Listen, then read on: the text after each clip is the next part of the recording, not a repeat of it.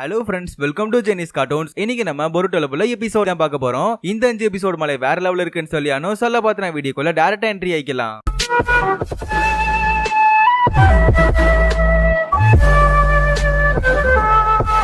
அடுத்த நாள் மறுபடியும் ஜர்னி ஆரம்பிக்கிறாங்க. போறப்ப மிராய் ரொம்ப சோகமா இருப்பா. என்ன ஏதுங்கிற மாதிரி மைட்டி கை கேட்பாரு. இப்ப மிராய் சொல்றது என்னன்னா, ஆக்சுவலா வந்து நேத்து வரைக்கும் நான் எஸ் ரேங்க் மிஷன் நினைச்சிட்டு இருந்தேன். அண்ட் இன்னைக்கு தான் எனக்கு புரிய வந்து உங்களை ப்ரொடெக்ஷன் பண்றது மட்டும் தான் என் வேலை, அதாவது ஒரு பி ரேங்க் மிஷன் அப்படிங்கிறவும் எனக்கு ரொம்ப சோகமாயிருச்சு அப்படிங்க. ஆனா அதையும் தாண்டி கிட்டத்தட்ட 2 நாள் ட்ரிப்னு தான் சொல்லி கூட்டு வந்திருப்பாங்க. கடைசியில பார்த்தா 20 நாள் அப்படிங்கவும் அவர் ரொம்ப ஷாக்கா இருப்பா. கிட்டத்தட்ட ஓவர் திங்க் பண்ணிட்டே இருப்பா. அந்த இடத்துல வந்து ஒரு ஃபன்னே நடந்துகிட்டு இருக்கும். ஆக்சுவலா அட்வைஸ் மேல அட்வைஸா கொடுத்துட்டு இருப்பாங்க மைட்டி அண்ட் கக்காஷி. ஆனா அதை கேட்டு இன்னும் பைத்தியம் பிடிச்ச மாதிரி நடப்பா. சரி ரைட் விடுங்க, முதல்ல குளிக்கிற வேலையை பார்ப்போம் அப்படிங்கிற மாதிரி கக்காஷி வந்து லேண்ட் ஆஃப் டீமுக்குள்ள போறாங்க. அண்ட் உள்ள போய் பார்த்தா அங்க எல்லாருமே வந்து ஏதோ மாஸ்க் மாதிரி போட்டுருக்காங்க. ரொம்ப ஜாலியா வந்து பண்ணிட்டு இருக்காங்க. என்ன அது மாஸ்க்லாம் போட்டுருக்காங்க, எல்லாருமே ஜாலியா இருக்காங்க, என்னதான் நடக்குதுங்கிற மாதிரி கக்காஷி கேட்க, அப்ப மைட்டி கை பக்கத்துல இருக்க போஸ்டரை பார்த்து இது ஏதோ ஃபெஸ்டிவல் போல இருக்குங்கிற மாதிரி சொல்லுவார். அப்ப மிராய் கேக்குறது என்னன்னா, எதுக்காக ஒரு பர்டிகுலர் இடத்துல 2 விதமான ஒரு விலங்கு வச்சுக்கிட்டு ஃபெஸ்டிவல் கொண்டாடிட்டு இருக்காங்க அப்படிங்கிற மாதிரி கேட்பா. அதுக்கு நம்ம கக்காஷி உனக்கு பேக் ஸ்டோரி தெரியிருக்கு மாதிரி சில விஷயங்கள் உனக்கு காட்டியாகணும் அப்படின்னு சொல்லி ஒரு இடத்துக்கு கூட்டு போறான். எங்கன்னு பார்த்தா ஹாட் ஸ்பிரிங் தான் கூட்டு போறான். அண்ட் ஃபர்ஸ்ட் எடுத்தோனே டாக் ஹாட் ஸ்பிரிங் அப்படிங்கிற ஒருத்தரை காட்டுவான். அந்த ஹாட் ஸ்பிரிங் ஆக்சுவலா எப்படி உருவாச்சு அப்படிங்கிற மேட்டரை சொல்லுவான். ஒரு நாய் வந்துகிட்டு ஒரு மனுஷனை பார்த்து இந்த இடத்த தோண்டு அப்படின்னு சொல்றப்ப அவனும் அந்த இடத்த தோண்டி பார்த்திருக்கான். கடைசியில ஹாட் ஸ்பிரிங் வந்திருக்கு. இந்த மாதிரி அந்த ஊர்ல எல்லா இடத்துலயும் அந்த நாய் காட்டுனால சோ இந்த இடத்துல ஃபுல்லாவே டாக் ஹாட் ஸ்பிரிங்கா இருக்கும். ஆனா அதே சமயத்துல கோடுக்கு இந்த சைடு ஆக்சுவலா அவங்க இருக்கிறது ஒரு பார்டர் மாதிரி, அதாவது லேண்ட் ஆஃப் ஃபயருக்கும் லேண்ட் ஆஃப் ஸ்டீமுக்கும் ஒரு பார்டர். சோ அந்த பார்டர்ல இந்த சைடு வந்துகிட்டு நாய் எல்லாமே நாயா இருக்கும். அண்ட் இந்த சைடு பார்த்தா இல்ல பூனையா இருக்கும். ஆனா அப்ப வந்து மைட்டி காய் இந்த பிளாஷ்பேக் நான் சொல்றேன் அப்படிங்கிற மாதிரி வருவான். என்னன்னு கேட்டா ஒரு பூனை வந்து தோண்டுச்சான் அப்படிங்கிறப்ப மிராய் வந்து நிறுத்துங்க, எனக்கு தெரியும் அந்த பூனை தோண்டுச்சு, ஒரு மனுஷன் தோண்டுனா அந்த இடத்துல வந்து ஹாட் ஸ்பிரிங் இருந்துச்சு கரெக்டா அப்படிங்கிற மாதிரி வந்து மிராய் கேட்கவா, உனக்கு எப்படி இந்த கதையெல்லாம் தெரியுங்கிற மாதிரி மைட்டி காய் கேட்டுட்டு இருப்பான். அதுக்கப்புறம் கக்காஷி வந்து மூணாவதா ஒன்னு இருக்கு, மூணாவது கடவுள், அது நாயும் கிடையாது பூனையும் கிடையாது, அது பேரு லார்ட் நெனு. அந்த லார்ட் நெனு வந்து கிட்டத்தட்ட வந்து 2 வகையான அனிமலை கம்பைன் பண்ணது. அது வந்து பூனை நாய் 2 சேர்த்து, அதனாலதான் தனித்தனியா வைக்கல, ஃபெஸ்டிவலை சேர்த்து வச்சிருக்காங்கிற மாதிரி வந்துகிட்டு இந்த இடத்துல சொல்லிட்டு இருப்பாரு நம்ம கக்காஷி. அப்பதான் காய் வந்து ஒரு போட்டியை பத்தி எக்ஸ்பிளைன் பண்றான். இந்த ஃபெஸ்டிவல்ல ஒரு போட்டி நடக்கும். அந்த போட்டியில ஒரு செட் ஆஃப் பீப்புள் வந்துகிட்டு பூனையை சப்போர்ட் பண்ணுவாங்க, ஒரு செட் ஆஃப் பீப்புள் வந்து டாக் சப்போர்ட் பண்ணுவாங்க. சோ இவங்க 2 பேரும் கட்டையை எடுத்துக்கிட்டு மாத்தி கட்டையை விட்டு மோத விட்டுக்குவாங்க.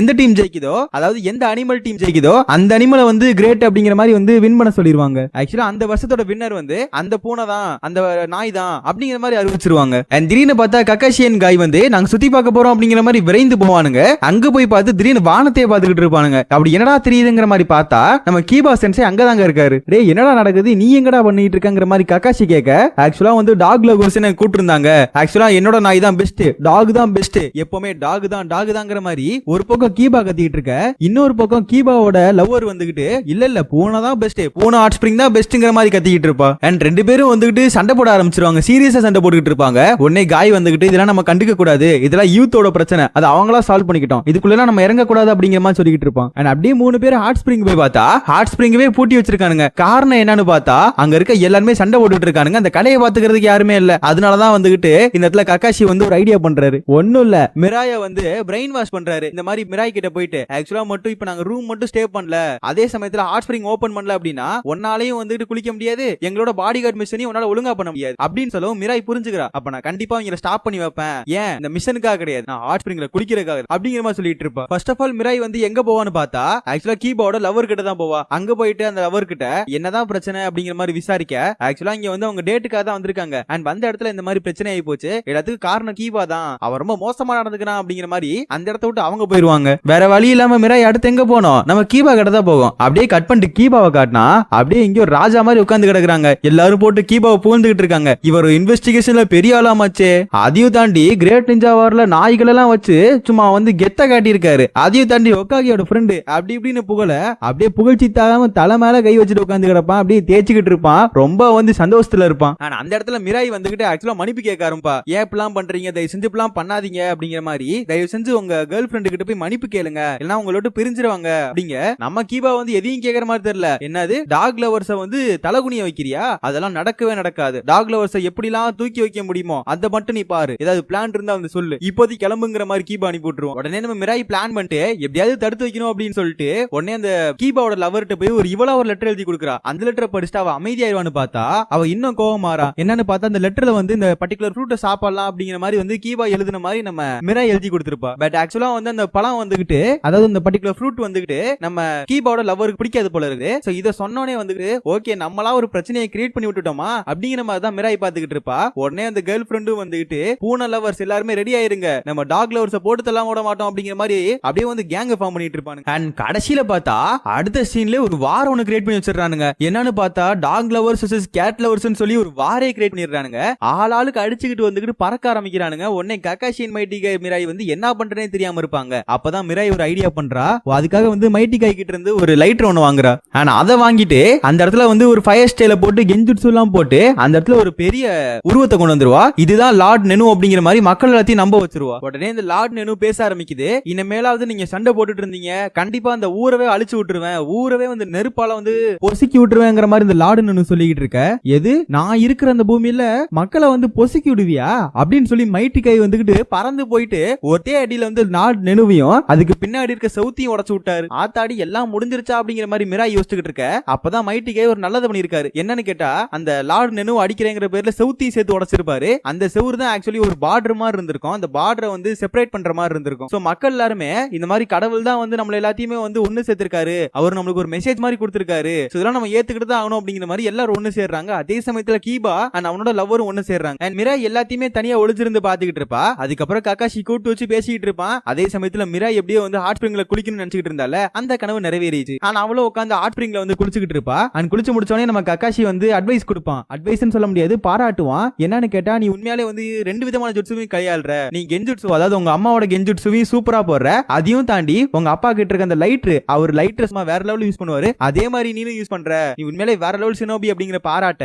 நம்ம மிராய் வந்துகிட்டு எப்பவும் போல வந்து அவங்க அப்பா ஆஸ்மா சென்சியை பத்தி நினைச்சுக்கிட்டு இருப்பா. கட் பண்ணிட்டு அடுத்த சீன் தான் காட்டுறாங்க. அடுத்த சீன்ல மிராய் வந்து குளிச்சுக்கிட்டு இருப்பா. ஆனா அந்த டைம்ல தான் டென்டனும் காட்டுவாங்க. டென்டனும் ஒரு வேலை விஷயமா அந்த ஊருக்கு வந்திருக்கா போல இருக்குது. சோ அதனால மிராய் கூட ஜாயின் பண்ணிக்கிறா. இப்ப டென்டன் வந்து உனக்கு மைட்டி காயை பத்தி எவ்வளவு தெரியும் அப்படின்னு சொல்லி கேட்க, அவர் வேற லெவலா நினைச்சா, அதையும் தாண்டி எந்த ஒரு ப்ராப்ளம்னாலும் அதுல கூச்சு சால்வ் பண்ண ட்ரை பண்ணக்கூடிய ஒரு ஜா அப்படிங்கிற மாதிரிலாம் மிராய் சொல்லிட்டு இருக்க. உனக்கு அவர் பத்தி எதுவுமே தெரியாதுங்கிற மாதிரி டென்டன் ஏதோ சொல்ல வருவா. அந்த டைம்ல பார்த்து மைட்டி கை வந்து எதையோ பார்த்து கத்திட்டு இருப்பாரு. பேய் பேயின்னு சொல்லி கத்திக்கிட்டு அந்த இடத்துல மயக்கம் போட்டு விழுந்துருவாரு. அப்ப கக்காஷி வந்துகிட்டு கொஞ்சம் இவங்களையும் சேர்த்து பயமுடுத்திடுவான். கிட்டத்தட்ட பேய் மாதிரி பயமுடுத்துவான். என்னதான் நடந்துச்சுங்கிற மாதிரி அவன் வந்து கக்காஷி கேட்டுட்டு இருப்பான். அண்ட் மிராய் தான் சொல்லுவா, இந்த மாதிரி என்னத்தையோ பார்த்து பயந்துட்டாரு, ஆனா அவர் பார்த்து பயந்தது வந்து வேற விஷயம், அதை கண்டிப்பா ப்ரூவ் பண்ணுவேங்கிற மாதிரி மிராய் சொல்லிட்டு இருப்பா. அதுக்கு டென்டன் சொல்றது என்னன்னா, கண்டிப்பா பேய்ங்கிற விஷயம் கண்டிப்பா இருக்கிறதுனால தான் மைட்டி கை பார்த்து பயந்துருக்காரு. இந்த ஆம்பியன்ஸ பாரு, இங்க பாக்குறப்பயே நம்ம பேய் இருக்குறத நம்ம புரிஞ்சுக்கணும் அப்படிங்கிற மாதிரி டென்டன் பயங்கரமா சொல்லிட்டு இருப்பா. ஆனா அப்ப கக்காஷி ஒரு பொருளையை கிளப்பிடுவான். இந்த இடத்துல ஒரு பன் பட்டர் ஜாம் வச்சுட்டு போனேன், இந்த இடத்துல இருந்து இப்ப ஏன் காணா போச்சு, ஒருவேளை மைட்டி கை சாப்பிட்டு இருப்பாரா அப்படிங்கிற மாதிரி மைட்டி காயை பத்தி கேட்க,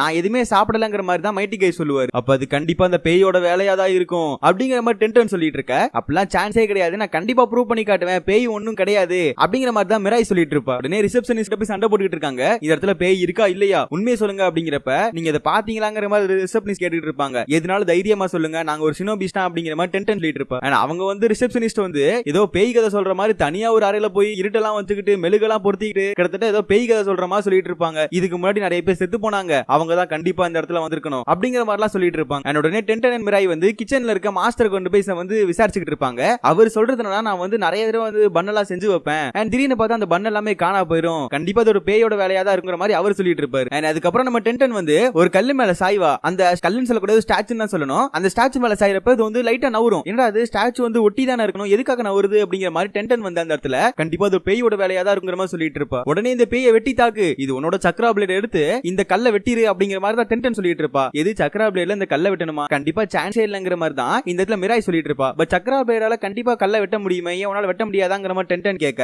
இன்னொன்னு அதுல மாஸ்டர் பண்ணல, உங்களுக்கு என்னவா அப்படிங்கிற மாதிரி வந்து மிராய் கொஞ்சம் கோவமாயிருவா. அந்த டைம்ல கக்காஷி வந்து இந்த மாதிரி மைட்டி கை எந்திரிச்சிட்டாரு வாங்க அப்படின்னு சொல்லி கூப்பிட மைட்டி கை கிட்ட விசாரிப்பாங்க, என்னதான் நடந்துச்சு, எதுக்காக நீங்க பயந்து போனீங்க அப்படின்னு சொல்லி கேட்க, நான் எதுக்காகவும் பயந்து போல, யாரையும் பார்க்கல, பேய்ங்கிற விஷயத்தை நான் பார்க்கவே இல்லங்கிற மாதிரி சொல்லிட்டு இருப்பான். உடனே மைட்டி கை வந்துட்டு, டேய் முதல்ல வாடா பிங் பாங் கேம் விளையாடலாம், வாடா கக்காஷி அப்படிங்கிற மாதிரி தலைகளா நடந்துகிட்டு போயிருவார். அப்ப மிராய் வந்து டென்டன் கிட்ட எதுக்காக காய் சென்சை இப்படி பயப்படுறாரு, என்னதான் காரணம், எதுக்காக தயங்குறாரு அப்படிங்கிற கேட்க, அப்பதான் டென்டன் சொல்லுவா, ஆக்சுவலா வந்துகிட்டு மனுஷங்க கிட்ட தான் தாய் ஜுட்சு எல்லாம் யூஸ் ஆகும், பட் இந்த மாதிரி கோஸ்ட் கிட்ட எல்லாம் கண்டிப்பா தாய் ஜுட்சு யூஸ் ஆகாது, அதுக்கு பயந்துட்டு தான் மைட்டி கை கிளம்புறாரு அப்படின்னு சொல்லவும் உடனே மிராய் முழிச்சுக்கிட்டு இருப்பா. ஆனா அந்த டைம்ல பார்த்து மைட்டி கை மிராயை கூப்பிட என்னன்னு கேட்க, இந்த மாதிரி ரெஃப்ரி ஆயிரு, எங்களோட கேமுக்கு ரெஃப்ரி ஆயிரு அப்படிங்க நம்ம நம்ம மிராய் ஓகே சொல்லிடுவா. கேம் விளையாடுறப்ப நம்ம காய் வந்துகிட்டு சீட்டிங் பண்ணிட்டே ஃபன் பண்ணிட்டு இருப்பாரு. அதே மாதிரி அந்த கேம் கண்டினியூ ஆயிரும். கேம் முடிஞ்சோடனே நான் குளிக்க போறேங்கிற மாதிரி தான் மைட்டி காய் சொல்லிட்டு இருப்பாரு. ஏன்டா இப்பதான் கேம் விளையாடணும், கொஞ்சம் ரெஸ்ட் எடுறா அப்படிங்க. இல்ல நான் உடனே குளிச்சாகணும் அப்படிங்கிற மாதிரி தான் மைட்டி காய் சொல்லிட்டு இருப்பாரு. மிராய் எதை பத்தி யோசிச்சுக்கிட்டே இருப்பா. ஆனா அப்பதான் கக்காஷி விசாரிப்பான், என்னதான் நடந்துச்சு, எதுக்காக இப்படி யோசிச்சுக்கிட்டு இருக்க அப்படிங்க.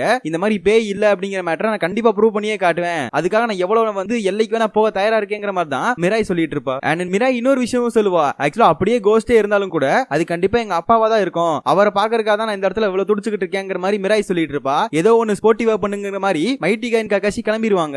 அவங்க போனதும் அந்த கீழ இருக்க பிங் பாங்கோட பால் இருக்கும்ல, அது பெருசாட்டு அசைய ஆரம்பிக்கும். ஆனா அதே அசைய டைரக்ஷன்ல இருந்து ஒரு போர்டையும் பாப்பா. அந்த போர்டு கிட்ட போவா, அப்படியே கட் பண்ணிட்டு அவ ஸ்டாச்சு கிட்டயும் போவா. இந்த மாதிரி மூல முடுக்கு எல்லா இடத்துலயுமே வந்து ஆராய்ஞ்சிட்டா கடைசியில அந்த ஸ்டாச்சுவை தான் இப்ப பாத்துக்கிட்டு இருப்பா. அண்ட் டென்டன் எங்க அப்படிங்கிற மாதிரி கக்காஷி கேட்க தெரியலங்கிற மாதிரி தான் மிராய் சொல்லுவா. அண்ட் மைட்டி காய் வந்துட்டு ஒரு மாதிரி பயத்துல இருப்பாரு. சடனா பார்த்தா டென்டன் வந்து மைட்டி காயை பயமுறுத்திடுறாங்க. அண்ட் அப்பன்னு பார்த்து ஸ்டாச்சுக்குள்ள இருந்து புகைலாம் வர ஆரம்பிக்கும். என்னடா அது புகையா வருதுங்கிற மாதிரி தான் மிராய் கக்காஷி எல்லாம் பாத்துக்கிட்டு இருப்பாங்க. சடனா பார்த்தா யாரோ ஒருத்தவங்க உள்ள இருந்து வருவாங்க. உடனே மிராயும் சக்கரா பிளேட் எடுத்து அந்த ஸ்டாச்சுவை வந்து ஒரே வெட்டுவா. கடைசியா பார்த்தா உள்ள இருந்து ஒரு பொண்ணு வருவா. யாருமா நீ இந்த ஸ்டாச்சுக்குள்ள இருந்து வர அப்படிங்கிற மாதிரி தான் மிராய் விசாரிச்சுக்கிட்டு இருக்கா. என் பேரு டட்சுமிங்கிற மாதிரி அந்த பொண்ணு சொல்லுவா. அண்ட் எப்படி மிராய் கண்டுபிடிச்சா அப்படின்னு சொல்லி பார்த்தா, ஏன்னா ஒரு தடவை வந்து இந்த செவுத்து கிட்ட போறப்ப அந்த போர்டு வந்து லைட்டா வெயிட்டா இருக்க மாதிரி இருக்கும். என்ன அது செவுத்துல அட்டாச் ஆயிருக்குது, எதுக்காக நம்மளுக்கு வெயிட்டா ஃபீல் ஆகுது அப்படின்னு சொல்லி அது ஓபன் பண்ணி பார்த்திருக்கா. பார்த்தா ஒரு பேசேஜ் மாதிரி உள்ள போயிட்டே இருக்குது. சோ அந்த பேசேஜை ஃபாலோ பண்ணி பார்த்தா அந்த ஹோட்டல்ல இருக்க எல்லா ரூமுக்கான ஒரு வழி தான் அந்த இடத்துல கிரியேட் ஆகுது. சரி ரைட், ஏதோ ஒரு மேட்டர் நடக்குது அப்படிங்கறக்காக எல்லா வழியுமே அடைச்சு விட்டுருக்கா. அடைச்சு விட்டு உள்ளுக்க புகையை மூட்டி விட அந்த பொண்ணு புகை மூட்டை தாங்காம வந்து வெளியே வந்திருக்கு. எனக்கு கக்காஷி விசாரிப்பான், எதுக்காக இவ்வளவு நாள் இங்க இருந்திருக்க அப்படின்னு சொல்லி விசாரிக்க,